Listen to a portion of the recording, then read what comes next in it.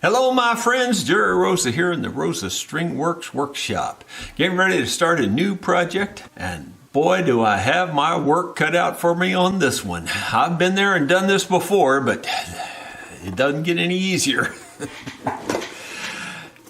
Can you see the neck problems here? You can see that people have added splices in here, and yet it's cracked yet again. There, I can actually catch my finger on that. I don't know if you can see that clearly or not, but I can actually catch my finger on that, on the splinters there.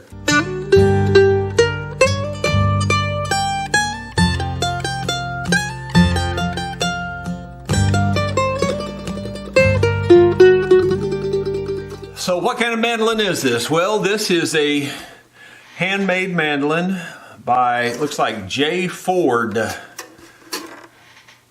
And it's a very unique mandolin in that it's not quarter sawn wood. It looks to be a red cedar or something like that. That is not quarter sawn. It's sort of kind of angular sawn, but it's not quarter sawn. So it probably have a pretty decent sound just because of the type of wood it's made out of. Backs and sides, I don't know for sure. The sides don't even look like they're the same as the back to me. I'm not really sure what that wood is. Yeah, it's something in the mahogany, between the mahogany and walnut family is kind of what it looks like to me. I really don't know what it is for sure, but it's definitely different. That neck issue is a real issue. That's not a simple fix right there, especially considering that it's, you got to remember it was, built by this fellow first. Obviously something happened, it broke. Obviously they've tried to fix it, that's broken again. And I kind of think I heard him say they've tried to fix it twice now. In other words, it was original, it broke. They tried to fix it, it broke. They tried to fix it, it broke again. Now it's up to me. Sometimes you gotta rise to the challenge. I'll see what I can do. I'm gonna put my thinking cap on this one. Yeah, you can see I've taken the strings off. So the first step for me is pretty much taking this whole thing apart. And we'll just see where we go from there. The fellow's name in here, his name is Dutch. I believe Dutch is from Oklahoma. Pretty sure that's where he's from. So this was made custom for Dutch, and that's why Dutch wants it fixed. And so we're gonna do our darn tootin', as they used to say. We're gonna do the best we can to see what we can do here. I gotta be honest, this is not a simple one. I've got my work cut out for me. Well, I'm not going to make you watch me loosen screws. I'll show you the next step. Got the keys off of it, and now I want to get these ferrules out because whatever I do is going to involve quite a large area here. I kind of have in mind what I want to do. My true problem is I don't know if I can do it. Just going to take all the ferrules out. That will be quicker. The complicating thing about this is that it has a truss rod. That's going to make this exponentially harder. You might say, well, they all have truss rods. Well, they pretty much do. That's true. But if it did not have a truss rod, this would be a lot easier on this in this particular situation. It is not going to be easy this way, I can tell you. And I'm just studying it here and I'm looking at it. I'm going to try to point out a few of the little minor details to you. This crack goes all the way up to the peg head, down through here, and goes, back to this. That looks like an active crack. It may have been repaired, but it looks active. There's a crack across here that looks like it could be open again. Not sure about this area here, but it doesn't look good. Then there's an obvious crack that is active for sure right here. Comes all the way around up to here at least.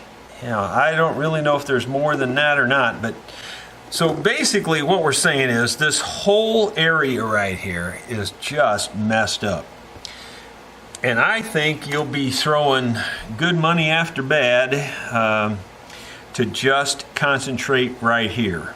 In other words, just trying to fix the cracks that are there and just trying to put a little more splice in here, I don't think you're going to accomplish anything. I think you got to go deeper and bigger. I just don't know exactly how to start. You know, I mean, I know kind of what I want to do. I'd like to take a nice long slice out of this from about here down to about right here. So a nice long flat cut. A nice long flat cut from here down to about here. Then fill in that big V, and that would be fairly straightforward if it was straightforward, but it's not because of the truss rod. I can't just cut straight through the truss rod, and I can't cut back through the truss rod this way. So you might be saying, well, how are you going to do that? And the truthful answer is, I don't know. It just has to be done. See, you can't just saw it off straight and butt it up. That ain't going to work. You got to have a nice long flat bevel that you can glue to, clamp to, make a perfect connection. Then you've got a chance of it holding. I did this on another mandolin if you go back quite a few videos ago, and as far as I know, that mandolin's still holding, still playing. I don't remember the particulars on how I did it. I'll just be honest with you, I just don't remember. I also did the same thing on a guitar, and I know that guitar had been repaired multiple times, and it was just Swiss cheese and hamburger in here. I mean, it was nothing. So I, cut it through, and I cut it through the truss rod also, and somehow cut around that truss rod. I don't remember how I did it. It was too long ago. And I did the same thing here, and I put in a piece, and that guitar I know is still being played, and that's at least a decade and a half ago. So I know it'll work. I mean, the physics of what I want to do will work, or should work. The question is, can I pull it off? If you had a precise way to cut it and a precise way to cut it, it would be fairly simple. Partly because of the truss rod and just partly because of the physical shape of this, it's pretty hard to be precise doing this. So I guess I'll turn the camera off and stare at this a little while, because that's about all I can think of at the moment. I've been studying this for about the last 5 minutes, just looking at this. I think because of the unknowns, and you might say, well, what unknowns are there? Well, the unknowns are, this was made by someone that I'm not familiar with, by J. Ford. I don't know whether he used totally standard practices. I would say maybe, because some of it does look fairly standard. His options for like the top here are definitely not standard. He's probably done the standard thing. But because it's still unknown, and I don't know that he did the standard thing with the truss rod and all that, I'm thinking it's probably going to be easier for me to just take this fingerboard off of here and probably even take the truss rod out of it. And then I think I would have a fighting chance to repair this thing where it'll never break again. Because I don't know any better. Right now, all I know is what I know, and all I know is what I can see here in front of me. I'm going to go ahead and take this fingerboard off and see where that takes me. So I just turned my heater on. You can see it's only at 70 degrees. Now this is Fahrenheit, by the way. It's not Celsius. And I have it set for 420 degrees Fahrenheit. And you can see it's a long way from that right now. So we'll give it a little time to warm up, and then I'll show you the next step. Okay, you can see my heater is up to the 427 degrees actually, so it's a little hotter than I have it set, but it'll kind of average out there and work its way back down eventually. It usually goes a ways above it before it settles down, and that's okay. This is pretty hot because I've had it sitting on there the whole time. This is a palette knife that I modified to do this, and I think it's an artist's palette knife, and the only difference is I was looking for a new one, and all the palette knives I found, like say at Hobby Lobby and places like that, were much, much, much flimsier. This is a fairly stiff blade. It's still thin, but it's much stiffer than anything I was able to find so far, so I'm still using this one for now. And all I do is I lay the palette knife on here and on the heater, and it only takes a few seconds to heat the steel up. The steel will get hot really quickly. In fact, I'm sure it would already burn you if you touched it to your skin in just that little short time. It's pretty hot already, and now I'm going to take it and see if I can insert this and start to cut this loose. And I don't know. You never know. You don't know what you don't know. Looks like there's a tail here that I'm going to have to get loose. I'm a little bit leery of burning the plastic there, so I got to be careful. And it's cutting. So whatever glue we used, it is heat workable here. That's good. Probably just a good wood glue, probably. That's what it feels like. Most wood glues will come loose with just heat. Contrary to what the elitists always tell you. They say you have to use hide glue or it won't come loose. It's not true at all. Any decent wood glue will come loose with heat. One of the reasons you don't want to use epoxy is because it won't come loose with heat. Uh-oh. I'm hitting something here. Now that may be that he's used the pin method. I may be hitting a pin. It might be what it is. Then again, it might be something else. Just keep sliding this down. I'm working through here pretty quickly. Yeah, right there I'm hitting something. I imagine it's a pin. That's what I'm imagining it is. See if I can get past it. That's probably what it was. I think I'm past it now. It's kind of slowed down. It was going really easy there for a little while, and now it's not going so easy. So I guess I'll let the heat do its thing there for a little while. Heat up my knife some more. Yeah, it's really hard down here for some reason. I don't know if there's a different glue or what. I can't imagine. But it's really, really difficult from this point down. Came off fairly easy up to about here, and then it's been pretty hard since.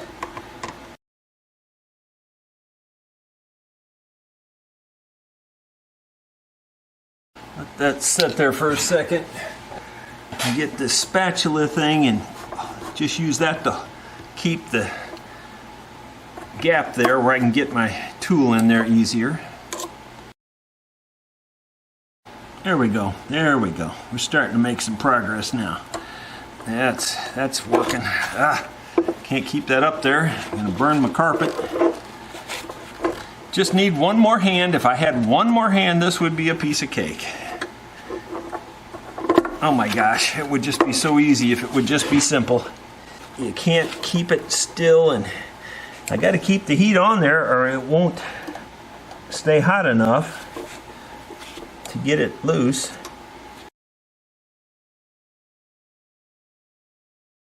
Yeah, I tell you what, 3 hands, every luthier should be given 3 hands at birth. I'm not kidding you, you just need them.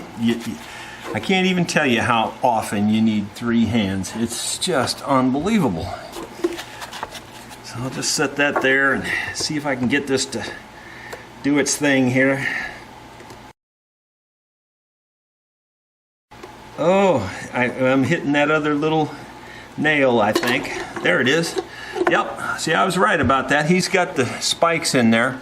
Now, when I put these spikes in, I only leave them stick up just a nub. I don't leave them near this tall. I really just barely have a nub. So it's easy to get past them. This, you can't get past that very easy. You know, you're going to stop Mine, you know, if by the time you get your blade that close to it, the wood is lifted up above that, and you can usually go right over it and just keep going. Well, that didn't work on this. So that's a little bit of non-standard right there for me, at least by the way I consider standard. But that's okay, that's a minor thing, not a big deal. The truss rod in here, well, I can't really say if it's standard yet or not. But I'm going to have to take that out of there, I think, in order to make my job easier to do what I'm going to have to do, because this is major surgery on this, and I just don't want anything in the way. You can see there that has scorched that little block of wood already. That's how hot that is. It gets pretty darn hot. I'm going to set that out of the way before I burn myself. I think I'm just going to go ahead and pull his pins out of here. Actually, that one came out really easy. And that one did too. The reason I'm pulling those out of there is because I'm probably going to have to put a Dremel router on this and route this slot out. I mean, I can't think of a easier or better way to get the truss rod out of this. So that's probably what I'll do. In order to have my little router base slide around on this, I think I'm going to sand it lightly because there's a lot of just residue and stuff on there. You can tell from that the end of the truss rod here was just sticking up just enough to be sanded. Let's see if they had a cutout for that, and apparently not. Apparently it was right here. Yeah, I don't know. Maybe there might be a little bit of an indentation there from pressing on that. Okay, I guess I'll set up with the router and go to the next step. I'm going to try the simple method first, and that is I don't have this anchored down or anything. I'm just going to do this freehand, and we're just going to see how it goes. And we may have to back up 5 and punt, but we'll see.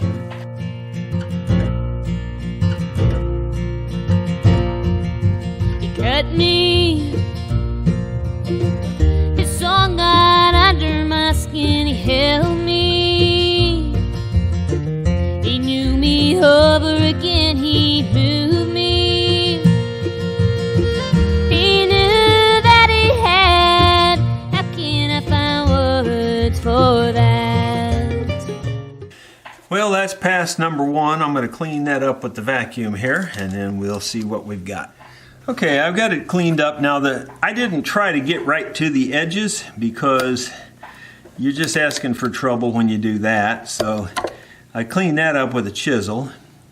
Now it's not all the way deep enough yet. I know that. And maybe I'm making a mistake by cleaning these edges up early. In fact, I kind of think I am. I'll probably just go back to the router here and route it deeper before I clean up these edges. I think that'll make more sense. So I'll probably do that. I don't really feel like dealing with a depth gauge thing. I'm just going to do it by eye.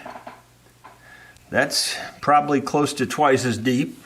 Let's see what that does. He cut me just like the north wind. He left me with nowhere to begin. How he moved me, I know that he did. How can I find words for him? We've got quite a bit deeper.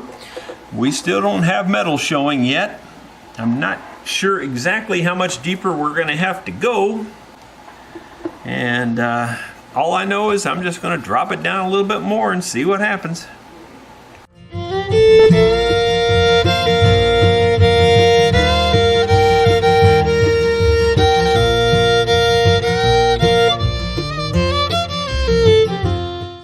Well, we definitely touched metal that time, at least up at this end. That's about the only place.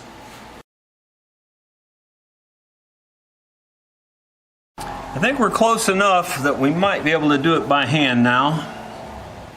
Not 100% sure, but I think so.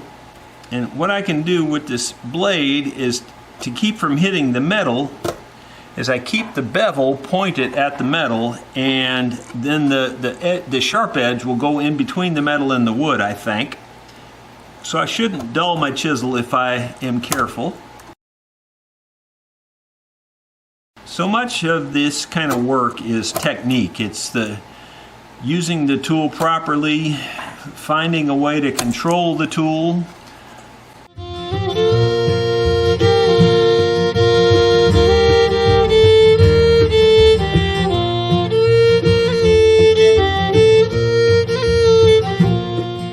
I'm quiet. It's almost spring now. I'm silent. Well, I hit the truss rod that time. Sometimes it happens, and you just gotta roll with it. Yeah, this side's glued better, and it's a little thicker. I didn't get it cut as much. A little harder to get this side off.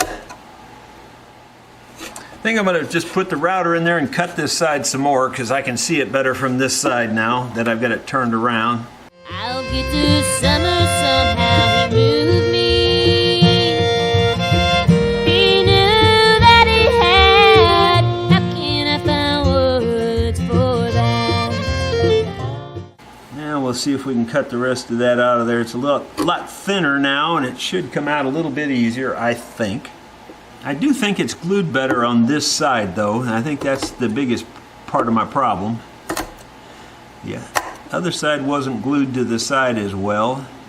He cut me just like the north wind. He left me with nowhere to begin. Oh, he moved me. I know that he did. How can I find words for him?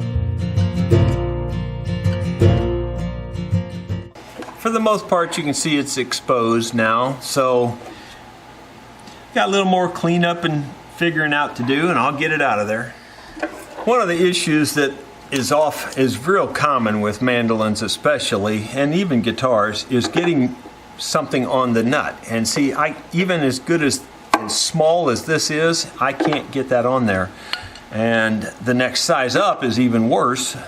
So this slot is always cut so small, and then on the other side of that coin this is broken through here, and so you hate to cut it out anymore. I get that part too, but I usually am able to do that without having any issues. I think we're going to end up having to do that before we're finished, but for now I'll see if I can get pliers on there. Yeah, it's not very tight. See, and this truss rod is totally ineffective. I'm not too sure I like the truss rod at all, to be honest with you, because I think it's perfectly flat and perfectly straight. And I've tried to explain the mechanics of a truss rod before. Not everybody agrees with me, but a perfectly straight truss rod does absolutely nothing for you. Yeah, you can believe what you want to, but it does nothing for you. If you stop and think beyond that and think about the physics of it, think of a bowstring. A bowstring itself is perfectly straight. There's a bow there. Tightening that bowstring isn't going to get rid of that bow. All it's going to do is make more of a bow. If you've got an underbow in here and you tighten this string, you're just going to make more of an underbow. You have to have an underbow in your rod, and when you pull your rod, you straighten it out, and it straightens up and lifts up on the middle of the neck. A straight rod won't do that. It just won't do that. So to me, this truss rod is less than worthless. I mean, I wouldn't give you 10 cents for it. Even the little washer here has been more or less forced in there, and you can't even get it off because there's just no room. So I'm trying to get it off, but I don't know. Might be able to get it worked out of there eventually, but it's not coming out easy because there's just no room. See if I can pry the rod up a little higher and then maybe get the washer out. We'll fix all of this when we put this back together. We won't have all these issues. See, that washer's really way too big for that anyway. We'd want to have a smaller washer than that. But for now, that's what we have. And now the next thing is, I wonder if we can get this to move at all. Maybe it's still held in a little bit by the wood up here, so let me see if I can get any more wood out of there. Got glue around the threads here. That's not good. Yep, it does. That's not good. That's going to make it harder to get out too. At least this end feels like it's sort of loose. I doubt it's going to come out of there, but it's sort of loose. It's going to be a dance getting it out of there, but we'll try. You know, I mentioned in a video, a very short video, that these were the world's greatest wire pliers, and I believe it with all my heart. These things are awesome. These little teeth on here on these jaws just grab like you wouldn't believe. I was able to just get this at an angle like that and was able to grab it tight enough to pull it out of there. Yet I couldn't get it with needle nose pliers. That just jerked it right out without any hesitation. Now I got to get this out of this end down here, and it's kind of glued and epoxied like end down here, and that ain't good, you know. That's not good at all. We got to get that out of there, and I think probably just going to unscrew it out of there. He made his own truss rod here. I thought this was a factory deal at first, but it's not. It's a homemade truss rod, and you know, I'm not trying to knock the poor guy. He did okay. But unless you have an underbow in your truss rod when you put it in, you're not going to pull an underbow out of a mandolin neck. If the mandolin neck develops an underbow with a straight rod and you tighten that rod up, all you're going to do is make that underbow stay exactly where it's at or get worse. One of the two. There we go. I've got it unscrewed out of there now because it's... Yeah, that's not the way to put it in there. You can see it was epoxied in or something right here. It's kind of a mess. So we're going to fix all of that kind of thing. Now I'm going to take a breather and let myself just ponder all the things I got to do to this thing. Boy, it's going to be a fun one.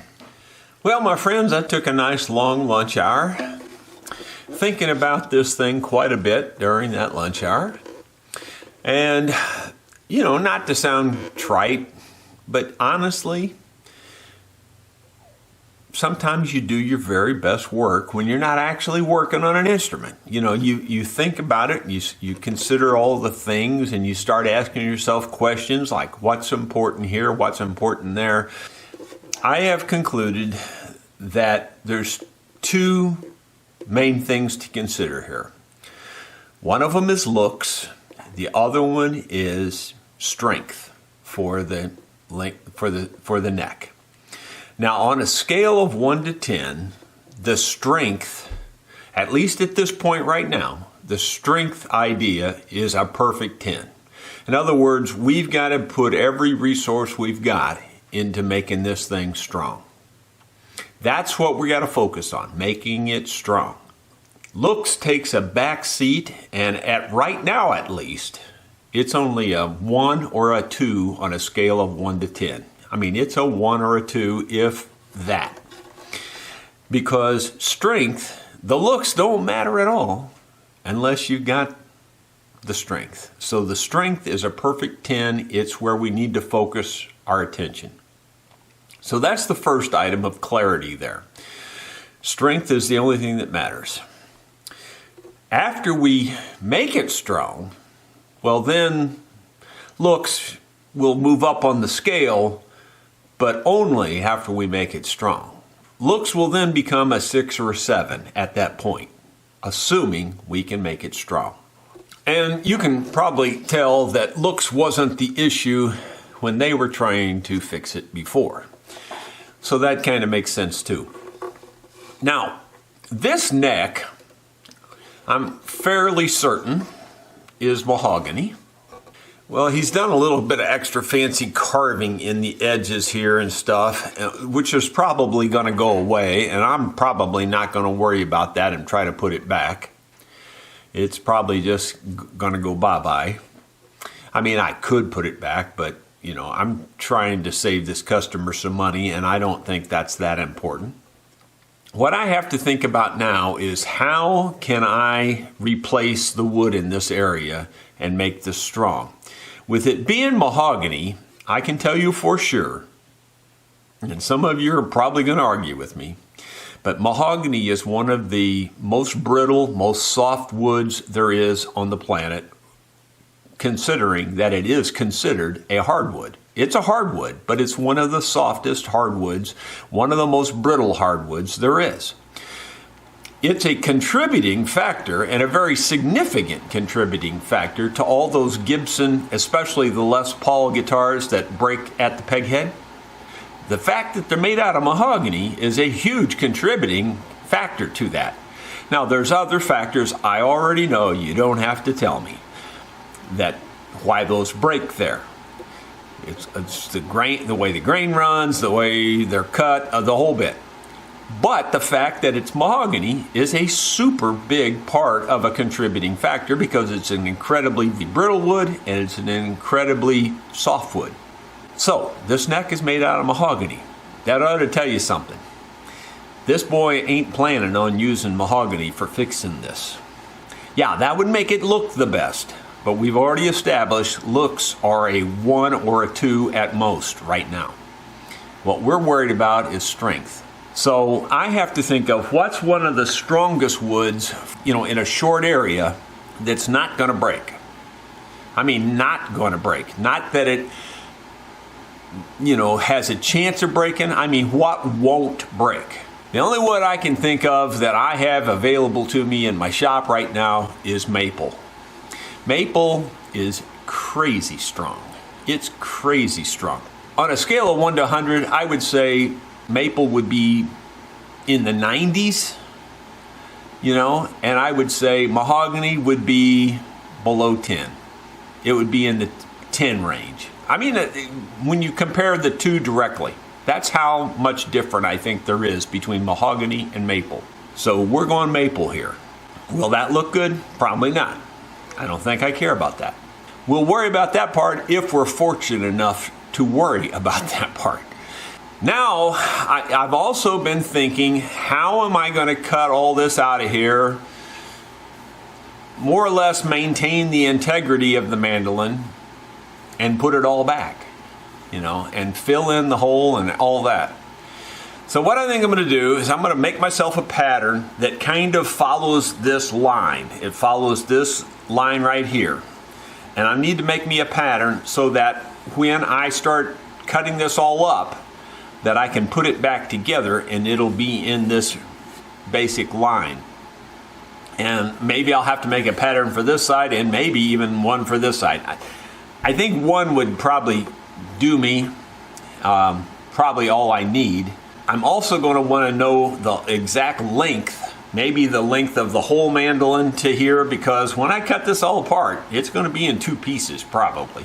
And so I want to put it back together where it's the same mandolin as it was before, just with a better fix on this area. So those are all the things that are important to me as I start this. Come along for the ride, because it's going to be a bumpy one, and we're going to figure out how we're going to cut all this away and then match it all back up.